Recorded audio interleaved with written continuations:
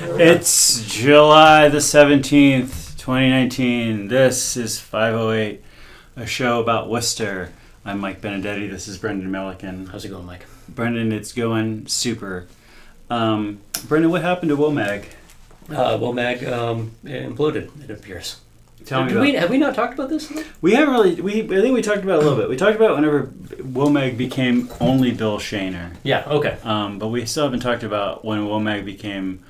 an insert in along with your yes. coupons from the Big Y in the yes. Telegram Gazette. Yes. Yeah, so I have no idea that. So I'll read what Victor Infante said is will be his first and last letter from the editor. Yeah. Editor's note.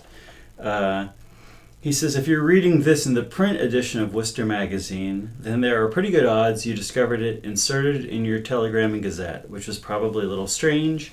Even if you picked it up free wherever you normally do, you may have noticed that there are some Telegram writers and features jumbled alongside your Womag favorites. Beginning with this issue, the Telegram and Gazette's now discontinued Go section regular features have been merged into a revamped Worcester magazine.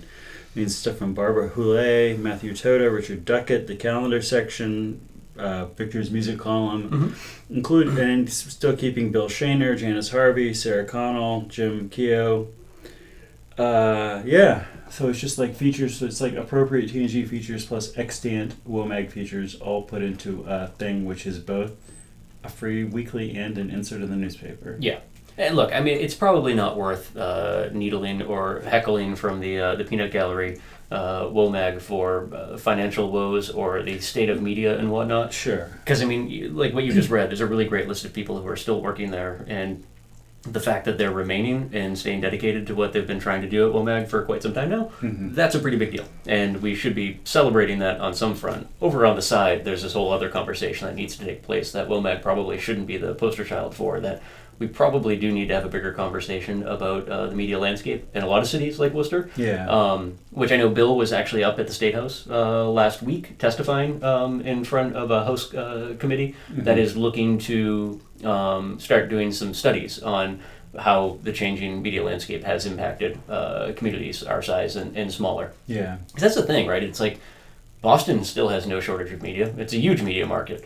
It's obviously changed, and it's especially changed on the print side of things, and probably changed the most when it comes to the smaller alts that, you know, Philly, I think we all acknowledge fill a huge gap in terms of delivery of meaningful news coverage. Giant city, not a lot of publications. Yeah, and it's, I mean, that's something we need to figure out in real time. And in the same way, though, that we need to figure out how we deal with an entire generation that like only communicates via like their phones and, you know, social media and whatnot, because it's not necessarily a bad thing. It's just a new thing that old folks like us look at and say, hey kids, what's wrong with you? Go outside and play, or go meet friends or whatever.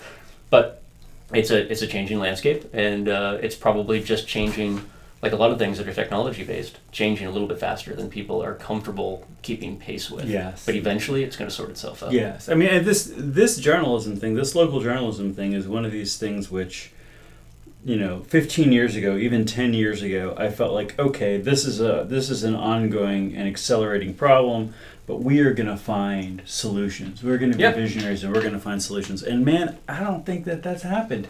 I feel like everything people have tried has just kind of not worked. That like the financial basis for this kind of stuff still continues to evaporate, and people launch their little. I shouldn't say. I don't mean to say this in a derogatory way. People launch some small digital projects around journalism, but nothing that's really like blowing my mind, and nothing that seems like sustainable. Yeah. Like long-term sustainable, at least versus anything else that's ever been out there. It's like new business models or new content angles. I feel like is what I want to see, and we're not seeing. No, and I think that's part of the problem too, because on the other hand, we're actually living at a time where you could probably argue there's never been a better stream of media, even news-related media. Yes. Like I just because of the nature of my day-to-day existence, huge podcast listener. Like that, 90% of my day, headphones on, listening to podcasts, and whether it be content coming from NPR or the New York Times, or, you know, gateway to the alt-right Joe Rogan, right? Like, it is like a golden age of like long-form conversational media that like I personally love, and it definitely fills up most of my time in terms of media consumption. But I think to your point, like, who's covering Holden Man? Right, like there's nothing on that scale, and I think that's like where the landmark, which was always a smaller in the shadow of say Worcester Magazine, it still filled a huge hole for media for the small towns and whatnot. That's the part I don't think anyone's figured out yet. Is how do we get this to scale where we can acknowledge over here? Never had a better time for media in general, and maybe the styles and the forms of media are changing a little bit. More spoken word versus print, maybe, I don't know, on some level, and get that to scale down to the lower levels, so the city level, so we're not left like wondering what's happening in our own neighborhood. And we've kind of talked about this a little bit too. Like, we've been doing this show for a while. There's a ton of people doing really great podcasts in Worcester, but there isn't necessarily like a really great hub of how to bring them all together. That's the thing that I think needs to really happen in a lot of cities, and I hope is something that comes up from the research that this House committee is doing, is figuring out like what are the creative ways that even if it's on a small level you can monetize the work that people are doing on a local level, but also make sure that there's pooling of resources, so it's not a bunch of independent folks reinventing the wheel every time they turn on a camera or start streaming something to Facebook and to 3 viewers. Hi. Yeah, I mean, we've talked about this a million times, so I've said everything I could say about this a million times. One thing I would suggest that I probably haven't suggested in a few years is if people are interested in this topic and they feel like they want to start getting a grip on it, I would honestly say you should go back to Yochai Benkler's old book, The Wealth of Networks. And he is an amazing... In some ways, this is not really worth reading because it's about a bunch of old speculation about the internet, which we already know now, like whether it's gone one way or gone the other way. But he is such a good explainer and at such a technical level of so many random things. Like at one point, he starts talking about the /dot commenting system, and he really just runs it down, man. And he talks about the financial basis for the traditional newspaper in the United States, and he just runs it down. So find that chapter, read that chapter. His whole argument that the circulation of a local paper is the number of people who live within within one trip of a truck. Okay. That was like his thing. It's like how big is your circulation area? It's how far a truck can drive from your printing press. That's what, like, all that kind of stuff is so helpful to me in understanding this stuff. And I feel like we've understood. The problem is I feel like we've understood the problem on this show and everywhere else for 15 years. Yeah. And we have not gotten anything that looks like a new solution. I mean, the boom of podcasts, it feels like the one minor miracle to me. And maybe to a certain extent, Facebook. Like, I do see people on Facebook talking about neighborhood stuff. Not always well-sourced and not always accurate, but at least it's a way for neighbors to be connecting about stuff and talking about what's going on with your block, which is a lot of news that people care about and a lot of news that, again, traditional papers were not always great at. No, well, and I guess that's what I'm getting at too when I say, like, a lot of this is happening so fast. I think you still almost have a generation still in the boomers that I think aren't fully willing to acknowledge that the media landscape that they grew up with is probably not going to exist in any way, shape, or form when they die. And not picking on the boomers so much, but it just makes me think back to, I remember watching on the Today Show, and it is because I used to watch it with my mom, whatever. And I remember there was an episode of the Today Show and Bryant Gumbel was still on, and Bryant Gumbel was like scoffing at the idea that the internet would ever catch on. Right. And it was like, it's become this sort of like classic thing that like a good example of like media personalities getting it so wrong. But like it's not a matter of whether or not somebody got it right or wrong. That was only 20 years ago. That's not that's not a very long time frame. Right. And you can't expect people to figure everything out in that time frame, right? Like, our smartphones were only 10 years really out from those coming into wide circulation. Yeah. And 10 years prior to that, if you had an email address, you were a weirdo. Like, it's a lot has changed in a very short period of time. And I think the catching up part is the both the difficult part and the part that everybody kind of needs to be focused on a local level. And again, for me, it's always the idea of pooling resources. You're not going to have anyone coming into a city like Worcester with enormous deep pockets that says, like, we're going to build out a media landscape here. Mm-hmm. I think it is going to be those people that, whether it be the journalists that are currently working and the freelancers that are just interested in the craft, who are willing to donate some degree of time and who ends up being like the sort of the quarterback to make sure that the stories that need to be told are getting told. I'm just making sure that I'm being the quarterback in terms of figuring out how long this show's been running today. Already too long, Mike. Related Worcester, here's an article called Wrecking Crew, an oral history of the musicians at the heart of Worcester's rock and roll scene. This is one of these, I believe, Womag Telegram and Gazette co-productions. Mm-hmm. I like this article. I feel like the thing about an article about a bunch of bands is that it really needs to be like a documentary. Yeah. Like, I think, if you know who Brooks Millgate is, then you're super excited to read about him in here. And if you're not really, this need to be 20 times longer than it is to really capture the magic of Brooks Millgate and explain to you why you should care about this guy. But if you're watching a documentary and you see him play on like a solo on the keyboard, then you're like, okay, this guy, great. Yeah, but that story was I thought it was a fantastic one because I knew almost everybody that was involved with it and met most of them from the time that I spent in the local music scene. Mm-hmm. They are all incredibly talented people, and they're all people that are so immensely passionate about just making music for the sake of making music that it's a great story that should be told. But I think that actually is a great way to.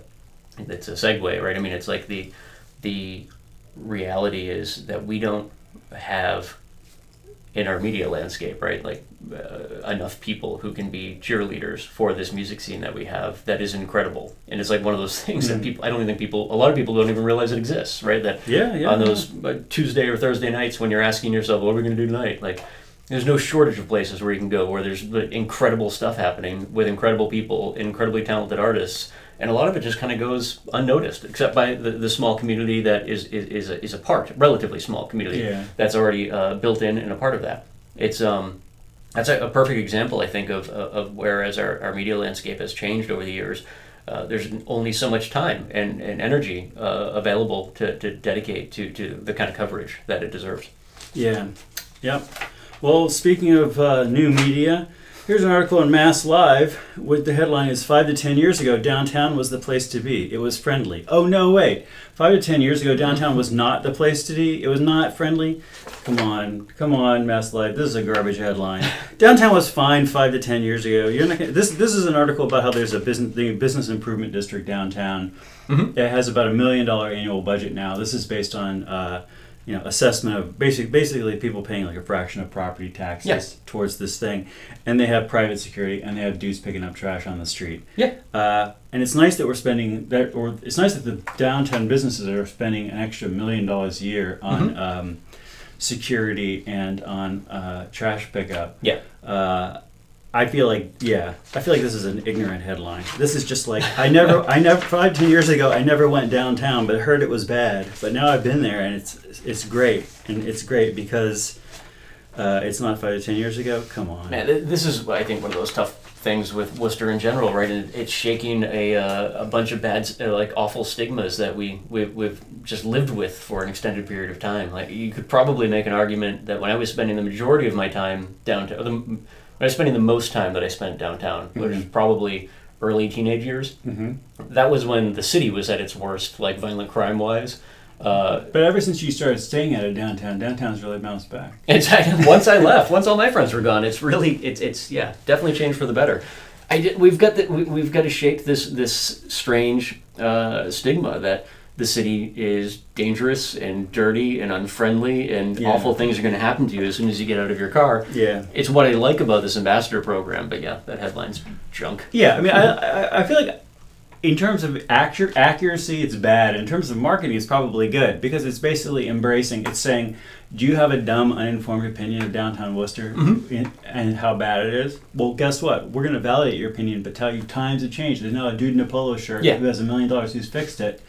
I mean, marketing-wise, that's great. Tell people, yes, your ignorance is accurate, but now things are different. Yeah, hey, and there's some cool stuff that goes along with the ambassador program. That I was talking to somebody yesterday who was telling me their experience with a very similar program in Atlanta. Gabe Rollins, thank you for the information. Mm-hmm. But he was mentioning how in Atlanta, it could be something as simple as an interaction with like an extremely aggressive panhandler, right? Like somebody who has ID'd like tourists who are out of their element and hit them as a mark. And these down there, the ambassadors will just politely go up and say, "Hey, everyone okay? Like, what can we help you with today?" Just to break up the flow of an otherwise uncomfortable conversation where people don't know how to deal. And it's locally, sure, we can have our own conversations about how to deal with things like panhandling and folks that are on the street. But I do think it's important, regardless of your thoughts on how that should be done dealt with on a local level, that somebody who's not from here, if that's their first experience with the city, then like, okay, we didn't come off so hot. And having some personnel down there that's, again, making the place look nice, but also there to kind of act as referees for our visitors and our folks that might be here all the time and looking to take advantage of some of those visitors, that's not so terrible either. I mean, this is one concern which I don't think this article went into enough, which is just like the general concern of like private security guys wandering around doing stuff. Yeah. I mean, people have enough concerns about public security guys, aka the police, wandering around doing stuff. Totally. The idea that, okay, well, now this block is controlled by private security. Are they driving away certain kinds of people? Are they having some negative externalities? I don't know. Totally, and I'm not familiar with any aspect of the private security side of things. I've got nothing to offer on that front. To be honest, I mean, there are so many police downtown now, and most of them seem really kind of chill with the population that's downtown. Sure. I think the most interaction I've seen in recent years is folks coming down doing like censuses and head counts of folks that are just like staying put. And in my mind, I could be wrong, but that's an effort to try and help determine like resource needs and whatnot and how they should be allocated, not looking to harm anybody or push anybody out of the area. I would hope that's not the approach this bid is taking with private security. Sure. I mean, it's funny. Like there has definitely been obviously a push to keep sketchy individuals out of parts of downtown, like cracking down on people smoking on the common or whatever. Immediately makes a lot of people not want to hang out on the common. And yet, in off hours, I frequently see benches full of people who I know to be very pleasant / sketchy individuals hanging out on the common. So it's still like you can still be like a homeless person and hang out on the Worcester Common to some extent, less than you probably could before. But it's not like it's a radioactive zone for you. No, and I think that's an important thing for any city, right? Like, and I think it's the key behind. For years, we heard former mayor, former lieutenant governor Tim Murray talking about density being the key for downtown. That's the way I always interpreted it, right? Like if you're in downtown Crossing in Boston, what you notice as a tourist or a visitor are all the other tourists and visitors and business people and whatnot. It's only if you're like a local and you're there enough, like for work or whatnot, that you start to realize if you look down the right alleyway at the right time of day, there's still a 3-card money table, right? Like downtown Crossing, although it's changed wildly, right? It's just like Manhattan has changed wildly since the 70s. There are aspects of it that stayed there. But the density of people who are there to do business, who are there to go to a show or just grab lunch or go shopping or whatnot, it's overtaken everying else. So now you've got universes that can coexist, and that should be our ideal. That would be the hope. Yeah, is that people who are sketchy can remain doing their sketchy thing there, and you're just inviting non-sketchy people in, and there's so many more non-sketchy people who are going to be downtown. I don't know. Was Saturday, I think it was. I was driving down Front Street, running a couple errands before heading to the store, and it was just one of those mornings that the sidewalks were full of new residents downtown. It was people walking dogs, people out getting coffee. There was just it was like a busy weekend morning day. But to your point, the Common was still full of the people that have been hanging out on the Common for years. Those groups are they're coexisting, and that's the way it should be. Coexist. We coexist. We're going to make a little bumper sticker. We have all sorts of different symbols on them. Put them on Subarus, Mike. It'll be the next big thing. There continues to be a lot of violent crime in Worcester over the last week. I feel much like last time. I don't ever feel like I have anything helpful to say about this, so I feel like I just want to acknowledge it and move on. I'm going to be nervous the day that you do have something helpful to say about violent crime. It'll be the day that I get stabbed. In local money laundering news, here's a couple of articles from the Telegram and Gazette. Not that I know that enough about money laundering to be helpful with it, but I'm a big Breaking Bad fan, so I'm fascinated by money laundering. Sure. What do we got here? We remember Kevin Perry et al. Being arrested 2 years ago. We're approaching the trial of his wife Stacey Gala over a conspiracy to use drug money to reopen, quote, one of 9 properties Mr. Ferry financed with drug proceeds. Of these various co-conspirators, the rest of them have pled out. So this is the one person who's going to go to trial, Stacey Gala. This is about I mean, I wish there was diagrams with this because this gets very confusing. This is about $385,000 in cash that was being passed hand to hand pre-laundering. This is not about the $240,000 kept in a Northborough storage facility. Or the money that was being kept in the trunk of a car in a church. Some of this wasn't the money that was hidden in a toolbox in one of the co-conspirators' brother's church. The brother not being involved in this as far as everything I've read. Allegedly, this guy, though, who was supposed to be holding on to it, actually spent $130,000 of it on just fun stuff of the $380,000. What's the point of laundering money if you're not going to do some fun stuff in the process? So this is the interesting thing. So there's a couple of things. There's a couple of things here. I feel like it depends on your time horizon and how successful you expect this conspiracy to be. So if you're thinking long term, you obviously shouldn't be stealing money out of the money laundering box. Right.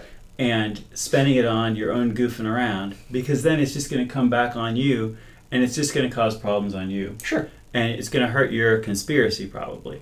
But if your conspiracy, you figure this thing is melting down pretty soon anyway. Honestly, why don't you spend the whole $385,000 if you felt like the thing was falling apart? Yeah. I mean, maybe I don't know how much.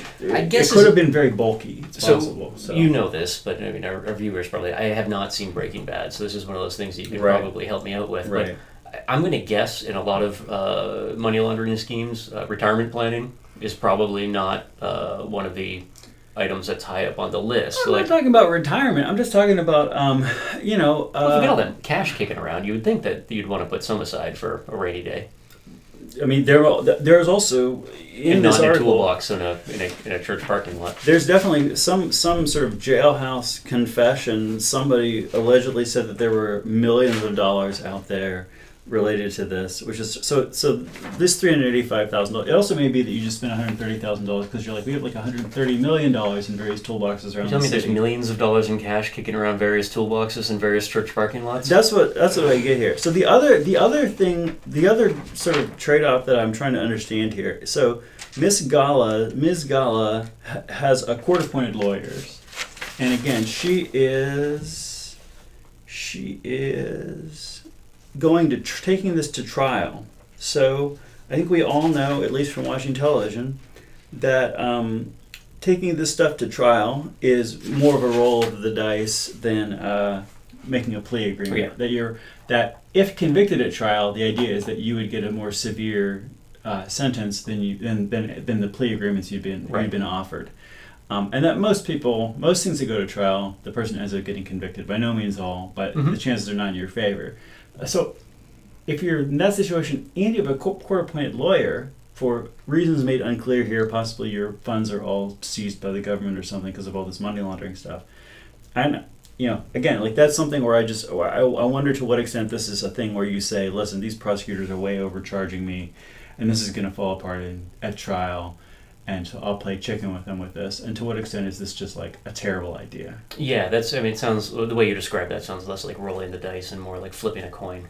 Yeah. Yeah, it doesn't necessarily. I mean, it is flipping a coin. It's one way or the other way. Yeah. And I have definitely seen, I have not been to a ton of trials, and most of them have involved political civil disobedience, not money laundering. I definitely have seen prosecutors mischarge people, and the prosecution present their side of the case, and then say, the prosecution rests, Your Honor, and the judge say, well, then all these charges are dismissed because what you charged this person with and what you proved are not the same thing, and this trial is over. Goodbye, everybody. Really cool story, though. I'm kind of glad that this is still kicking around. It's just an interesting story. It is very interesting. I'll say this: it's very interesting because there's just one person who federal agents managed to get a hold of twice, and that's where it has threads that weave into like everything else that we talk about in Worcester, right? Like restaurants. If you're interested in the opioid crisis, like fentanyl. This is a dude who had a pill press shipped into the country, right? I mean, it's pretty much real deal across the board, and point of origin for a lot of the problems that we've got in any city like Worcester. And again, just one person. So this is again why the idea that there's hundreds of millions of dollars in our toolboxes, our empty toolboxes, is not. I'm never going to walk by an unattended toolbox again. The other thing here is two guys, Worcester man and Oxford man. Oxford man is the dad. The dad sold properties that were not his and without the involvement of the owners. Forging paperwork is needed. His trial is still coming up. His son pled guilty has pled guilty to laundering the money. His son is Worcester, man. The son deposited cashier's checks in various accounts, at one point relying on a unnamed auto body shop in Worcester to give him cash for the cashier's checks. Amazingly, this Oxford man pled guilty to something very similar in 2010. How do you sell properties that aren't yours? You forge power of attorney documents in the names of homeowners and others in order to gain control over the seller's proceeds, then laundered the funds through third-party accounts, according to Gary Murray of the Telegram. Huh. Yeah.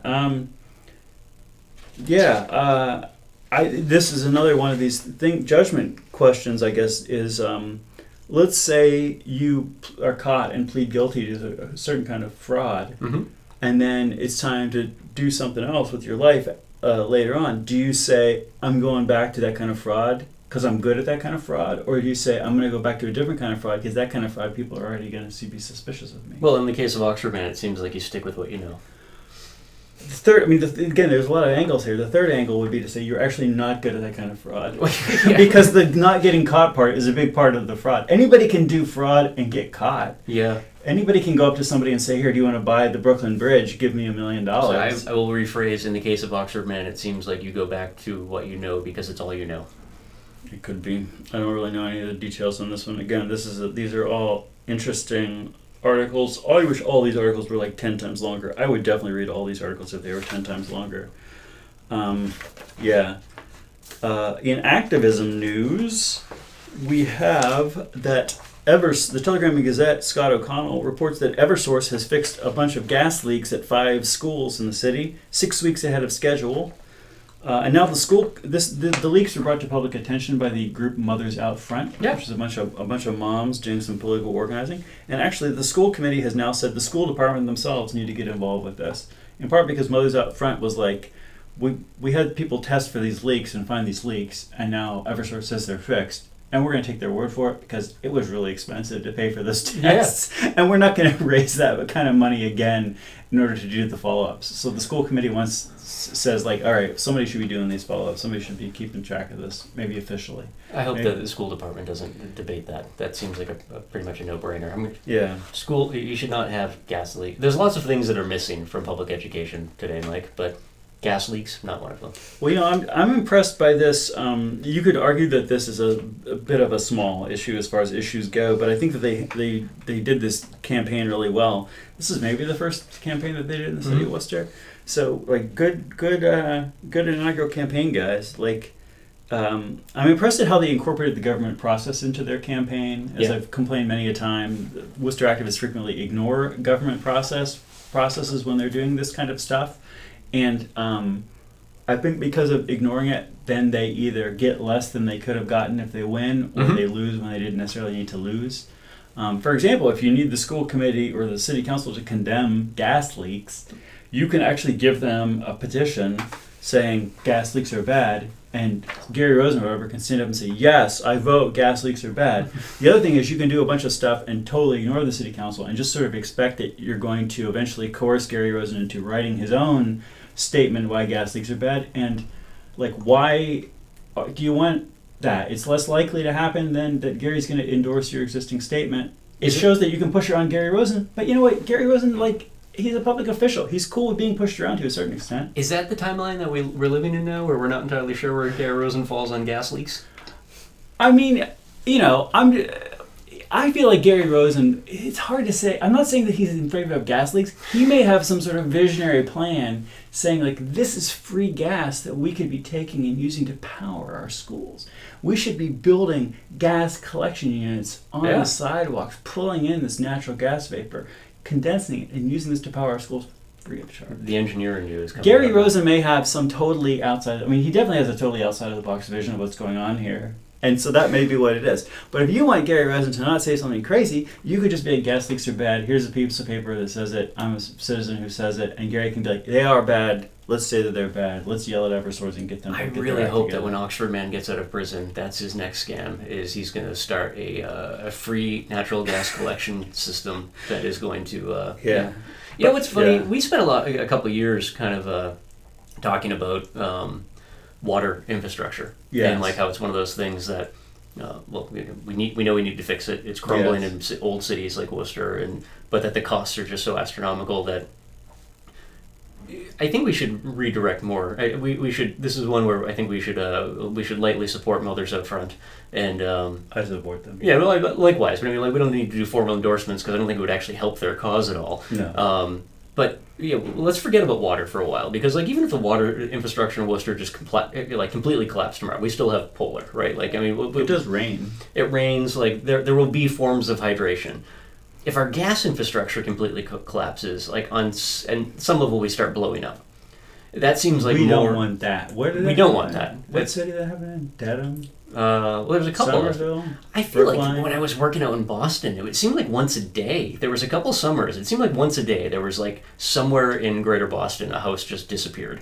It was just obliterated. We don't want that to happen in Worcester. No, and it's maybe not once a day. It was more like once a week. But it's still, you don't want to just come home way from more work. often than you think should happen. People's houses are blowing up. Yeah, I mean, we're a natural gas customer at our house, and I don't think there's ever been in any of the fine. Maybe it is in the fine print that, like, when I sign up for that contract, I'm waiving my rights to be angry if my house blows up. But it seems like, yeah, you just have the expectation that your electrical service isn't going to electrocute you just by existing, and your natural gas is not going to blow up your house or your school or your entire city.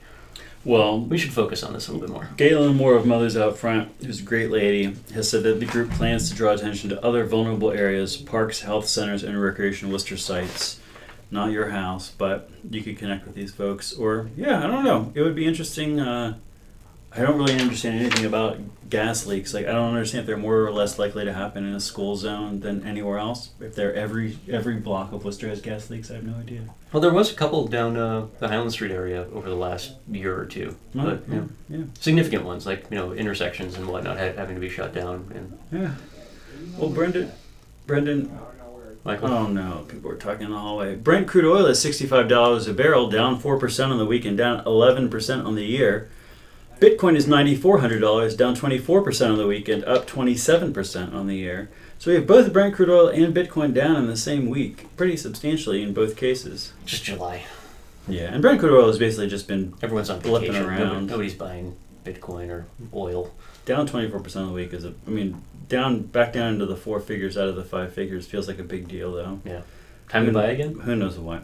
Don't listen to this show. I mean, I feel like the thing is, every single week we could be like, here's a thing that if you had bought it a month ago, the price would have tripled by now. There's something out there that's going to be true of. Stock-wise, what's your biggest regret for not buying?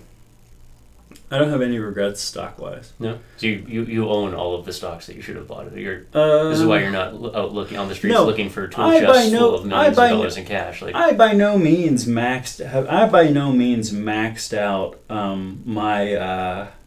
the amount of money that I could have made from the stock market over my life. By no means, but I don't. It's definitely not on my list of regrets. Yeah.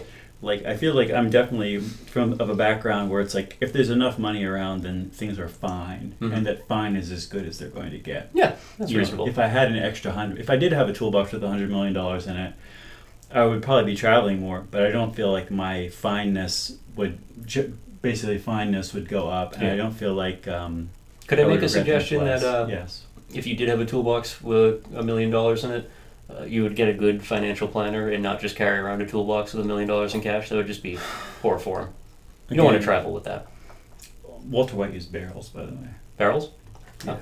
I'm sure looking for those too. Yeah. Did we talk about how homeless people tend to move to cities but not to warmer climates? No, really? Yeah, this is.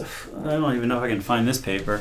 This is a thing where a guy, he just basically was like, let's look at the average temperature in a bunch of states, and let's look at the homelessness rate in a bunch of states, and let's graph those out.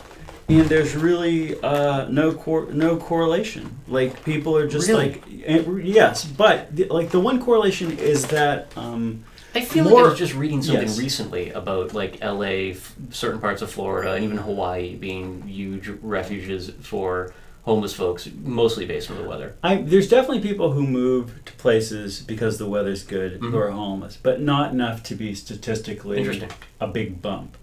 there does seem to be a correlation with the amount of urban stuff that you have. So, for example, D.C. or Pennsylvania would probably have a higher homeless rate than West Virginia. Sure. Just because, if you're homeless, you are going to tend to want to move to a city, areas of denser population for various reasons. Well, even here, why would you want to be a homeless person in Holden? Well, and this is the thing. Whenever we talk about we're going to do this in Worcester and this is going to attract homeless people to the city, we should just probably be clear that we might be attracting homeless people from other parts of Massachusetts, maybe even Rhode Island. Right. Unlikely to be bringing up homeless people from New Jersey, the Carolinas, Florida, California. Right. Somebody's going to drift that far. But hopefully for the same reasons that we attract young college-educated people or folks that are looking to buy a home because there are resources here, right? It makes sense. If you're shocked by that, then... It's the land of milk and honey, man. Worcester? It is. It is. And free gas, if you know how to collect it. Do you want to tell a fun story about something? I don't really have anything planned. Oh, brother. Well, let me tell you something here. I have the best paper ever. Did you see this? This is a little bit of a pun. A Data in the Life, Authorship Attribution of Lennon and McCartney Songs. No.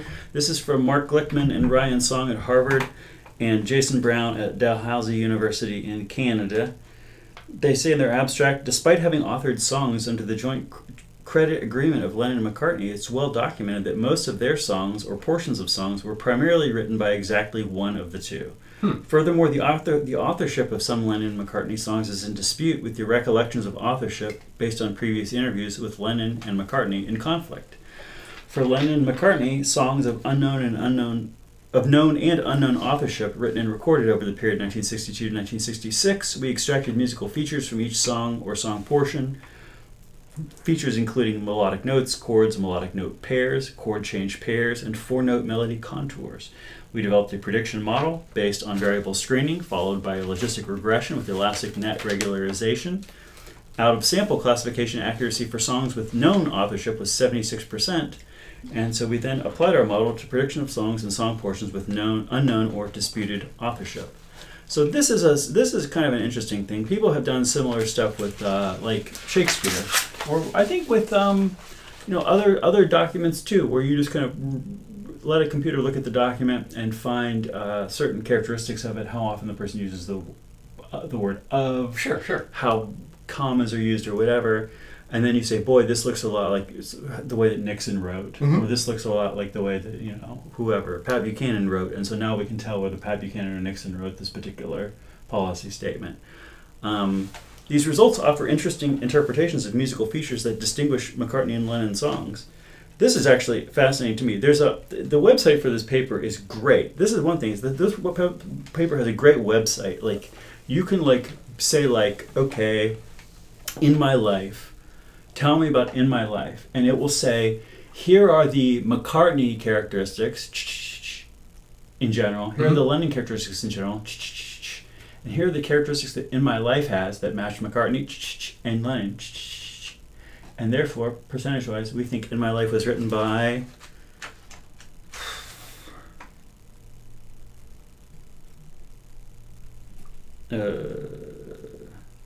and that's the one song. Probably Lennon.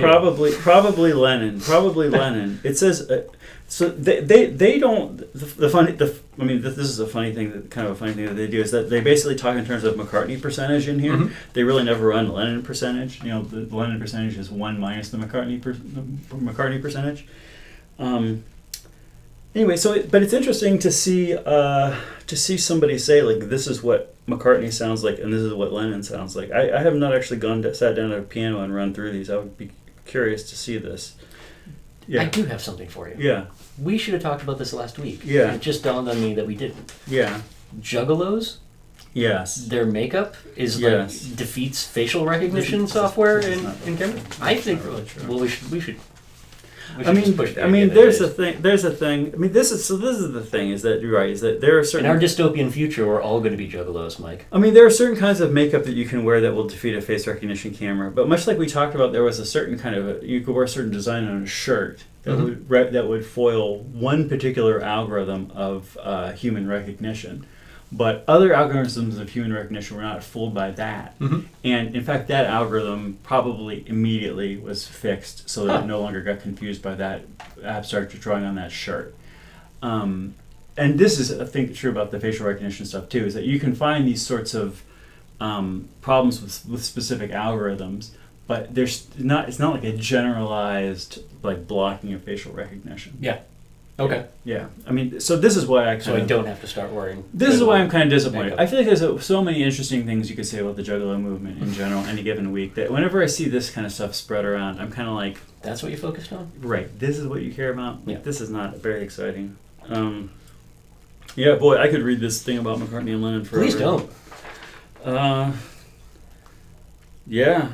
In my life, 18.9% that McCartney wrote the verse, 43.5% that he wrote the bridge, which a large amount of uncertainty about the bridge. Something I meant to ask you when I ran into you the other day, Yeah. but we can do it here too.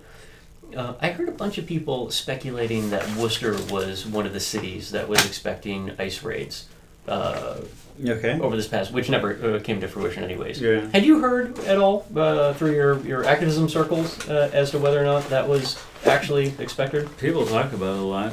I mean, I know I believe we have a Homeland Security office in Worcester, so like oftentimes Yes. you see those vehicles around, Yes. but they're not necessarily here for any sort of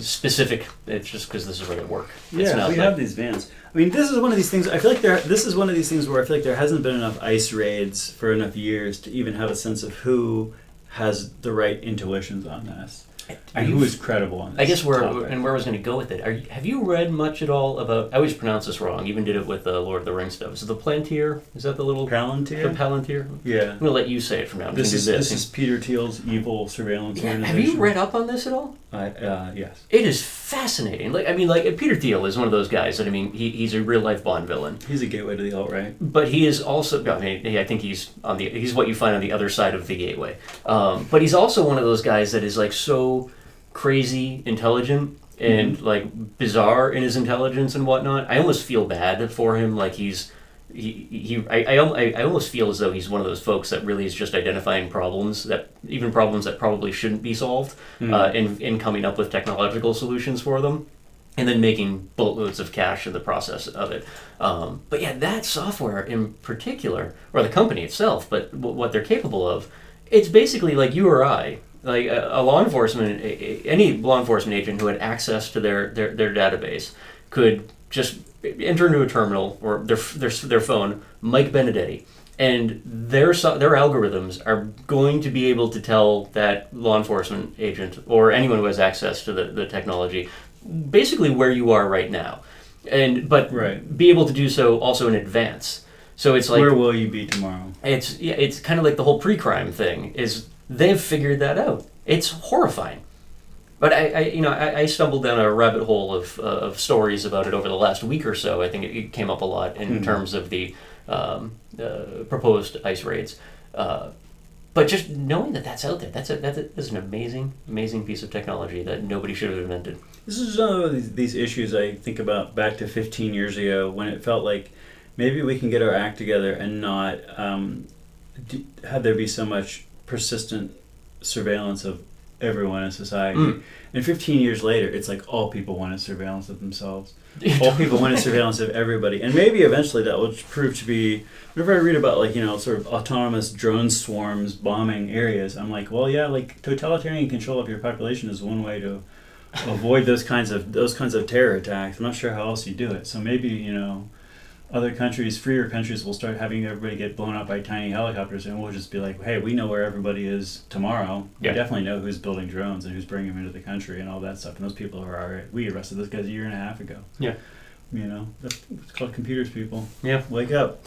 Nikotopoulos has an article called Too Many Cars, Too Little Parking in the Telegram and Gazette. This is amazing to me because he's talking about the City Council Traffic and Parking Committee and the constant struggle of people to be able to park on their street, and everybody always goes to this committee and says, we want resident-only parking on our street. Yeah. And the committee pretty much always says, you may not have that. I actually was at the last meeting of this committee where there was a discussion of resident-only parking on Piedmont Street between Austin Street and Larch Street. This is just sort of right down there by the Pickle Barrel. Yeah. And I was one of the people. I don't live in that on that block, but I'm involved. Nor do you drive. I'm involved with properties on that block, so I went down there to say, yeah, this is a great idea. And then the committee was like, yes, sorry. The committee was basically like, hey, traffic and parking expert from the city. His name is in here. Whose name I forget. Ali Khorasani. And they were like, yeah, can we do this? And he's like, no, you can't do this. This is like an abuse of this. It may only be implemented on streets in those neighborhoods that abut institutional uses such as colleges, hospitals, and larger employers. Yeah. And in his statement about this, he basically said, like, the problem is that every single person in the city of Worcester wants there to be resident parking on their street. Mm-hmm. And so once we open it, if we start allowing people to just have it because they want it, the whole parking situation of the whole city is going to change overnight. Mm-hmm. And everybody's life is going to be thrown into turmoil, and you have a bunch of people come to your house for like a baptism or a bridal shower or something, and suddenly you're like panicking because you're like, I have 2 guest permits for my street, and so I can have 2 friends in cars visit me, and I can't do some deal where every once in a while 10 or 20 cars come to my house. Yeah. It's just literally going to be impossible. That was sort of his vision. And the city councilors, they're talking about how they want to do some sort of, they want to think about this more. They want to talk about this more. I don't really know exactly what the heck they're going to get. They're going to get some reports from the city, a report about what other cities around the country do. So it's possible that the street parking in Worcester will change. I don't know. I haven't heard anything. There was nothing said at this meeting that made me think, aha, there's this secret plan waiting in the wings. We've got a fair amount of resident-only parking down the West Street area, and it's I don't see how it's that big of a deal, right? I mean, because it's not the majority of the city, right? It's only the I think I saw over your shoulder in the article here. It's like the neighborhoods that are where most housing is either 3-deckers or larger, more dense buildings. I mean, that's a significant portion of the city, but I can't see how carving out certain areas, like the same way we do with plowing, right? Like one side of the street is resident-only parking. Right. It's the other side is free for all. Like it has to be able to work on in some fashion. It's and when you expand like a neighborhood beyond just like a street, right? Like now you're taking into account it has to be able to work.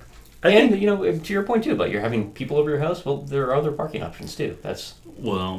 I mean, I see this. Not everybody gets to Kojak the bridal shower, Mike. I see these guys' point, and honestly, like they talk about something which I think is definitely true, which is that like people just own more cars now than they used to. Totally. Even this idea that millennials don't own cars, I think basically just turned out to be millennials don't have money for a few years and so aren't buying cars. And once you give them money, they do what other people with money do, which is buy a car.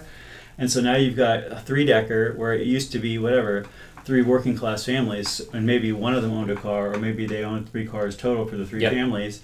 And suddenly a couple of generations go by, and now every single household wants to own 4 cars. And it's their God-given right to park in front of their building on the streets of Worcester. And like now you've got, 12 times as much parking as you did, 12 times as many cars as you did 2 generations ago in that neighborhood on that street. And you're never gonna, and that's order of magnitude, not super far off. And there's no way you're gonna be able to deal with suddenly a demand for 10 times more street parking. You know how you deal with that? You get Gary Rosen off people's lawns and let them put in small driveways adjacent to properties. The people on June Street who are putting parking lots in their lawns, I'll tell you something, at least they're trying to solve the problem. Yeah. They're not worrying about what City Hall thinks. They're not making a bunch of complaints to the city. They're just like, listen, we'll park in our yard. I've seen a couple in the city recently, a couple of really nice jobs of turfstone usage for front yard parking. So turfstone is it's a concrete paver block, but it's a lattice. So like it's meant to actually have grass growing through it. Right. So if you're walking by, unless you're really paying attention, if it's maintained well, I mean, because it's looks a like small a pocket for grass to grow in, so it can get worn down, but it looks like grass from the right angle, but it's actually a concrete surface for parking.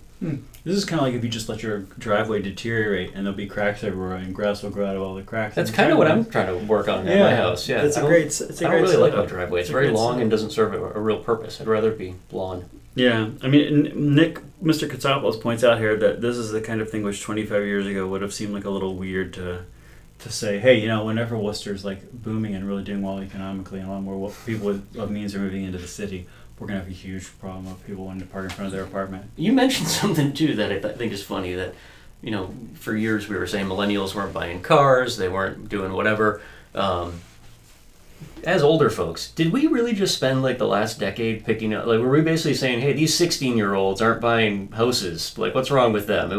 Were we basically just picking on young people for not doing... Those of us who were doing that were definitely picking on young people. And I'm not speaking for us as individuals, I mean generationally. Like were we just picking on a bunch of teenagers saying, why don't you own a Fortune 500 company, you slacker? Like it kind of in hindsight seems what we did. I think so. Although I feel like the one good thing about Generation X, I mean, the bad thing is the sort of the irony and the sort of poor attitude. But I think that the good thing is a real lack of giving a damn about these generational distinctions and thinking that they're just a bunch of baby boomer propaganda. Yes. And so I feel like the Gen Xers are never going to be as hard on these other cohorts as the baby boomers or other cohorts are going to be hard on them, because the Gen Xers are like feel bad about themselves still. Yeah. Do you think we feel bad about ourselves? Still. I don't think we feel bad about ourselves. You know what I feel bad about is seeing younger cats and wishing that they were having a better time. Because I feel like other generations, to your point, I think, I feel like younger generations have taken the brunt of criticism from older generations more seriously and more to heart, where our generation went out and played hacky sack. And did heroin. I feel like even heroin. There was hallucinogens. At least it was very trendy doing heroin back in the day. Oh yeah, it was heroin chic, and we had our own clothing lines. The 80s had the iron chic, and the 90s had the heroin chic. Yeah. That's pretty much it. The Midtown Mall developer is going to meet. The new Midtown Mall owner is going to meet with the WRA. Who's surprised by this? I am hoping that meeting, when it happens, the new owner basically comes in. Wait a second, he wants to do more than put new bushes? Yeah. We painted the facade, we put new shrubs in front of the... What else do you want us to do? I love this. I hope that they sell this back to Dean Marcus. I hope that they just sell this to each other every 9 months, and the WRA is constantly coming with new plans to destroy them, and they're having to throw it out the window because somebody different owns it now. And in the meantime, nobody checks for gas leaks, and the whole place blows up. Man, thanks for watching the 508 show, guys. It was exhausting. Yeah, somebody's been watching it on Facebook, and they fell asleep an hour ago. Yeah, next week we're going to be using a whole new technological setup. It'll be really exciting. We'll probably have a guest, the whole nine. Sweet. Talk more about Lennon and McCartney, the Bell Mall effect, everything people want to hear. Have a good one, Mike. Bye, guys. That actually seemed to work pretty well.